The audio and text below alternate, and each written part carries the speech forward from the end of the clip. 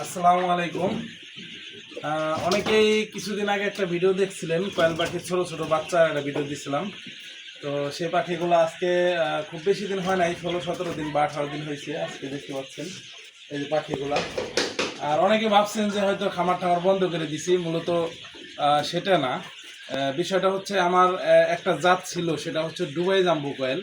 তো ওই জাতের বাচ্চাগুলো একটু চাহিদা কম ছিল, যার কারণে আমি জাতটা চেঞ্জ করতে বাধ্য হয়েছি। আর জাস্ট একটা জাত চেঞ্জ করতে হলে সমস্ত খামার খালি করে ফেলতে হয়। তো আমি ওই সমস্ত খামার খালি করে ফেলছি এবং দীর্ঘ 2 মাস খামার অফ রাখছি। অফ রাখার পরে আমি কিছুদিন আগে অনেক দূর থেকে বাচ্চা আনাইছিলাম, সেই ভিডিওটা আপনাদের দিচ্ছিলাম। তো সেই বাচ্চাগুলো দেখেন এখন কী অবস্থা।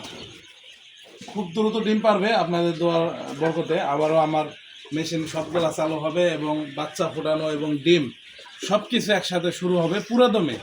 তো যদিও কষ্ট হচ্ছে আবার নতুন করে শুরু করার জন্য, নানান দিক দিয়ে সব কিছু নতুন করে লাগতেছে, যার কারণে একটু কষ্ট হইতেছে। তো সকলের সহযোগিতা কামনা করি, সকলে দোয়া করবেন।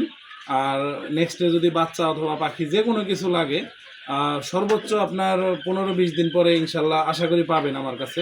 তো সবাই ভালো থাকবেন, আল্লাহ হাফেজ।